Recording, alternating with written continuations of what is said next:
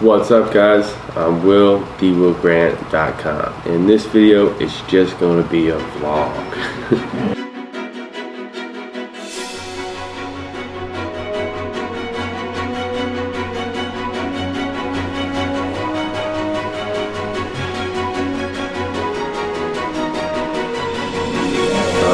I have a pretty big day planned. I'm going and actually doing a podcast with my homie Daniel Nyiri. But right now I'm just writing in my morning notes, just writing in my daily's intentions, things that I want to focus on, make sure my mind's right. My mind is in the correct place for the podcast. And in the evening, I'm actually giving a Christmas present to my manager that hopefully he's going to be super stoked with. First things first, I love rainy days. Today is an absolute, damn bro, my hair looking crazy to mug, you know what I'm saying? Bro, you can't even see. Alright, what's up guys? What's up? It's Saturday, December 15th, 2018, and I'm driving down to St. Pete to meet my friend Daniel Nyiri. I'm not sure if I pronounced his name right, but kind of a long-time friend I've known for a few years, but just never really worked with, never really done much with. And I expressed to my photographer, Leandro Gongora, that I eventually wanted to maybe start a book, and he said, man, you gotta meet with Daniel. So we set up an appointment, and I met with him last week, and then he asked me to be on his podcast, which is super cool. It's something I've never done, a completely new experience. So super excited to get out there and talk some shit. Whew. Check this out. We're in St. Pete, Florida. I'm over at Daniel Nyiri's, one of his fitness studios, For You Fitness, and we're about to do a little podcast. Look, check it out. For You Fitness, about to do a podcast with my homie Daniel. That's my parallel parking job. Not too bad, a little close to the Benzie, so hopefully he can get out, but we'll see. Oh, look at that. Oh, look at that. We got my dude Daniel right there. He's already on the camera. Same over there. What's up, bro? How are you? Good, how are you? Good, good. So this is exciting. They're setting up the whole podcast. Let me try not to trip over anything. We got the video cameras all set up. Because I don't go. We got Daniel. Parita? She's the main star, or that's the star? This is the star. Okay. I'm just her sidekick. She's a sidekick. Then we got Daniel. That's the podcast spot right there. What's your name, sir? CJ. CJ, nice to meet you. Nice to meet you. And Michelangelo. I can't forget that name. How do I look, Mom? Welcome back to the Fitbiz Journey podcast. It's going to be an amazing episode today because I have a friend of mine, Will Grant here, who is a professional BMX rider and also a social media influencer. But his story is amazing because we're going to talk about it in a minute because what he went through, injuries, where he came from, and then how he turned around from basically pretty much for the past like 5-6 years I've been putting everything into my racing and just being a professional BMX racer, traveling around the world riding bikes, which has been great, but it was so limited in the fact that not the sport but just myself, you know, my own thinking of really just doing everything for myself, and my whole point was just trying to make Will Grant as great as Will Grant can be, you know, and then it led me to the point where I was just pushing, and everything was breaking down around me. Not just mentally, but especially physically as well. I ended up breaking my collarbone. I ended up exploding my whole entire knee, cracking my femur. I mean, I had pains everywhere from my feet to my hands, and throughout my whole body. I had trouble sleeping at night. I just had so much pains, and it was just from crashing and training and doing so much but without doing the recovery. You know, it's like if you take a lawnmower and you mow a lawn every single day, but if you don't go in and sharpen the blades and change the oil, it's going to break down. And that's really exactly what happened. And my whole life I've done nothing but train myself physically and try to build up my own ego. And then when all of that was taken away from me to where I was literally just stuck in my house, I couldn't walk, I couldn't do anything, just healing from all of these injuries, my first thought was actually, okay, how can I train even though I can't train? You know, so I started watching the videos of me racing, and I started realizing a thing that I could help on was my mind. Was that I noticed when I was on the gate and before that start, my mind was just going absolutely crazy. It was like taking a wild animal in a cage, and when you open that cage, he's going to hit the sides on the way out before coming out smooth, you know? So I realized, okay, how can I calm my mind down enough to be able to be focused and perfectly coming out of that start and coming out of that gate? And it just led into meditation. And then I started meditating, I started breathing, and then at the same time, my brother, who's been an absolutely huge inspiration to me, he told me about Wim Hof Breathing, which is essentially a consecutive deep breaths and then followed by a breath hold and then cold therapy. But what all this got me doing is it got me slowing down. It got me to stop, to breathe, to realize what was going on. It got me outside of myself. It got me outside of my ego. And when I got outside of my ego, I started breathing. I started realizing really everything what was important, and everywhere where I was kind of slacking, where I could do better, and everything of really what I wanted to accomplish in this life and what I really wanted to do and what was really important. And it was life-changing. And then when I was breathing, then one good habit leads to another good habit, leads to another good habit, and then I started sitting down to read books. And I could never sit down long enough to read a book, you know, because my mind, I was just always tripping over myself. I was going so fast. And when I was sitting down long enough to start breathing and start reading books, and a whole new world opened up, you know. I had a whole new perception on absolutely everything, to where, I mean, yeah. And honestly, I don't think anything else would have done it. You know, I was so hard-headed. I was so stubborn, stuck in my ways. I think I had to lose everything, you know, to where my whole life was about riding bikes and myself, you know, and I had to lose all of that to gain what you just gained now. Yeah. Something that we've learned from sports so much, you know. One is you have to do, when it's game time, there's no option. Oh, I'm not ready. I have to figure out this. No, you have to take the package you got and do the best you can at that moment.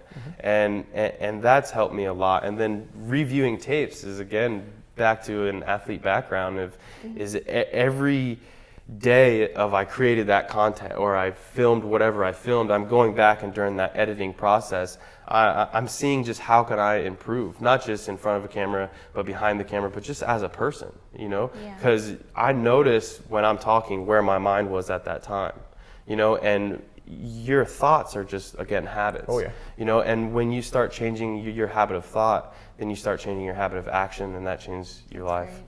Especially if you're a business owner, like you're always go. But we have to have time of just nothing, where we stop and just breathe, because that's when all of the information that just happened is going to go into our minds and get processed to figure out what's the best thing that we can do next.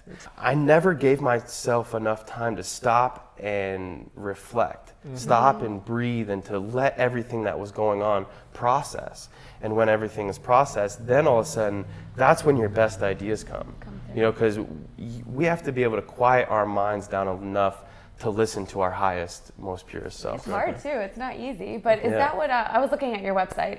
Is that what your 6-week program is really focused on? Yeah. So my 6-week program is pretty much everything that I learned from when I was at my most broken. My most broken physically, my most broken mentally, my most broken spiritually, and everything that I learned to dig myself out of that rut and to start creating really the life of my dreams, you know, the life that I never really thought was capable. And I know that right now I'm just starting, you know, like what I see for myself is way more than what I've already accomplished now, you know. Exactly. And that took enough time to sit down, start breathing, and to see this vision to see what I'm capable of. Because before that, again, I was just tripping over myself and just maintaining from day to day. My biggest worry then was just getting to practice sober, you know, and it was just doing what I can to survive and just getting by. And then when I could stop and breathe, now I'm learning how to thrive and not just survive. Exactly. When you're controlling of where your thoughts are, of like when I'm trying to have a conversation, I'm thinking of the best, highest point of view. You know what I mean? When I'm trying to speak to you, I'm speaking to your best version. And that will change my facial expression. That'll change the whole energy of the whole entire room. And on top of that, that'll give whoever I'm speaking to a little extra energy to bring out their highest self. So if you find yourself like, oh, why do I look like that at that time? It's more of, where is your mind? Like, are you in the present moment? Are you there trying to bring value and help the people that you're with? Or are you thinking, oh, I don't want to be here, like I'm just doing this to get by, or, you know, like that. And a lot of times, if you just change where your mind is at, change that whole perception of where you're at mentally, it's going to change how everything is portrayed. You know, and it goes back to just watching the videos. When I was noticing that I was speaking in this certain way, or my face looked this way, what was I thinking about that at that time? Where was my mindset? Was I really there for other people, or was I there for myself? The most selfish thing that you could do is help out the people around you in the best way that you can. You know, it doesn't matter if you're a sale, you know, a business negotiation, just trying to help a random person. Like it's all kind of back to the same thing. The better that I can help you, if you're in my group, or if you're in my world, if you're in my community and in my state, that's just going to create a better world for me. Yeah. Meditation is a skill. You know, like the first time that you ever drove, you know, how many times did it take you to behind the wheel driving for you to actually get comfortable, good at driving? She's still learning. Yeah. You know, and it's like, and meditating is a lot more difficult than driving. You know, it's like writing, it's like reading. The more you do it, the better you get at it. And it's not that you can be bad at it and you can't really do it wrong. Just do it. Just breathe. You know, yeah.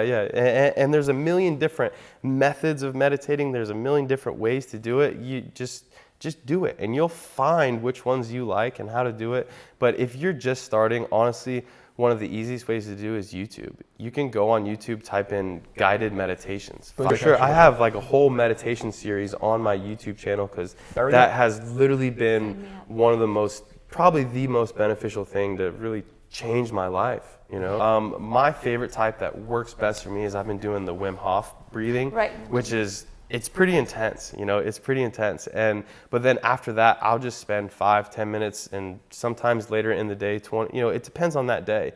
If I'm overwhelmed and there's a lot going on, I got stuff coming at me from this angle, stuff coming at me from this angle, and I realize I'm not performing well at any of them, I'll just stop it all. And even if it's just 5 minutes, we all have 5 minutes, you know, or even if it's just 25 breaths, I'll just sit there and I'll make sure my spine is straight, and I'll just be, and I'll close my eyes and I'll picture that 1, and I'll picture that 2, and I'll go all the way to 25. And after that, all of a sudden, 70% of the oxygen that we take in is being used by our brain function. And we're only breathing the bare minimum enough just to survive. So everything is fueled from our brain, from our heart to our lungs. Everything is fueled off that oxygen. So the more oxygen that we're taking in, the better everything's going to function, the clearer and better our mind's going to work. So if you sit there and after 25, you know, conscious breaths afterwards, you'll notice that you'll see clear. All your senses are activated. Your mind is clear. And when you're doing this on a consistent basis, then you're getting a clear perspective on life and then over a long term, you have a new perspective on life. And then as far as everyone says, oh, I can't meditate because my mind's always running. Mm-hmm. That's the exercise. Yeah. Yeah, like it's like anything. When your mind is running while you're doing something, whatever part of your mind is running, that's the percent of the intelligence that you're losing away from whatever activity that you're doing. So the exercise of being able and just focus on that breathing. Say you're on number 6, and this happens to me still, especially if I have a long, busy day. If I'm on breath number 6 and then I start going, oh, I have this podcast, and then eventually, boom, my mind realizes where my mind's at, and I'm not thinking on my breath. I catch that. Okay, I let it go, I notice it, and then I just go instantly back to my breath. That's okay. And that movement of noticing that mindfulness and going back right to your breath, that is a deadlift for your brain. That is a bench press for your brain right there. Like, that's how you strengthen and exercise your brain. Just that's one repetition.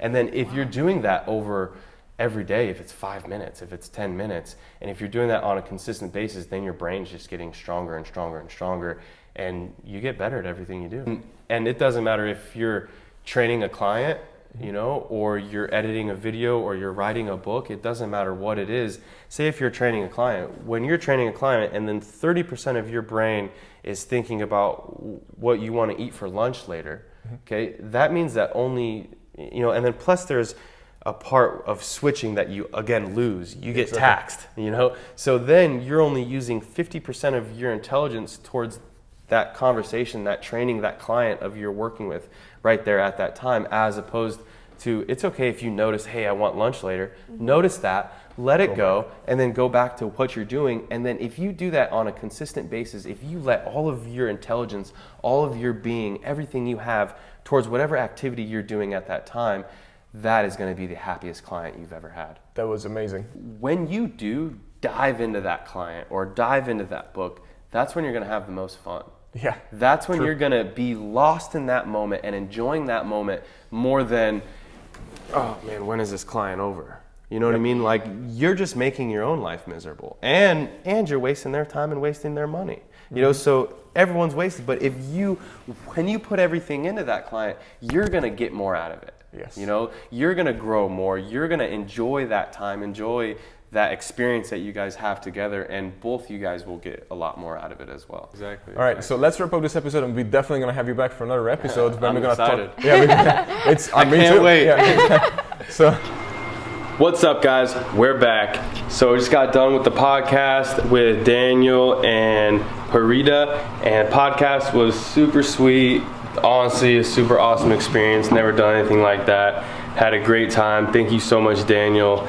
Be on the lookout because that's coming out. And also, it's probably already out by the time that we watch this. Anyways, so now I'm going to my manager Gary's house to give him his Christmas gift. And yeah, he's more of like my mom. So he's definitely more of been a mother figure to us and the whole BMX crew. And we were up in Italy when we did a race in Paris. We took a trip to Italy, and he was just gawking over this painting. It's a legit Italian painting. Like, here, I'll show you. Check this out. Yeah, so this thing is legit Italian paint job on this thing. And this was the Riviera that we were staying at, pretty close to, in Cinque Terre. And yeah, he's gonna absolutely shit his pants when he sees this. Well, I hope he remembers it, but yeah, so this gift, I've honestly never given a gift like this. I've always been super selfish in my whole life, never really been a good gift giver, but this is by far the best gift I've ever given. What do you think, Jay Smooth? Yeah, he's gonna trip. It's gonna be hilarious. Yeah, Jay Smooth was there on the trip the whole time. He's seen Gary talking about this painting, and Gary was acting like it was too expensive, but it was only like, I think it was like $400, and I talked him down to like 300 because that's all the euros I had left. We're gonna try to set up the GoPros. We're gonna have Jay Smooth on the camera, try to get his reaction when he sees this painting. Let's hope I don't break it before we get there, and let's hope he remembers it, because if so, that's gonna be sweet. Ciao. Grab that. Show that thing off, bro. That thing is sweet. Yeah, buddy. Let's do this. Cool shirt, by the way. Thanks. Yeah, this is hand painted. Like, this thing is legit. You can tell right here. Like, you can check this thing out. Let me get the zoom view up in there. Yeah, this thing's legit. What? Oh, what's that say, bro? Is that the painter's name? Yeah, Paolo Caponi. See? Here's your gift. Oh, wow. Where'd you get that at? Bro, that's the one you were looking at the whole time. You're kidding me. That's that one. That thing was a lot of money. That's that one, dude. This is the one in the art gallery in That's that one in the art gallery Levento. that you were looking at. Yeah, he snuck off and bought it, and that's what No. We were waiting on him. Well, thank you. Wow. It looks exactly like it, doesn't it?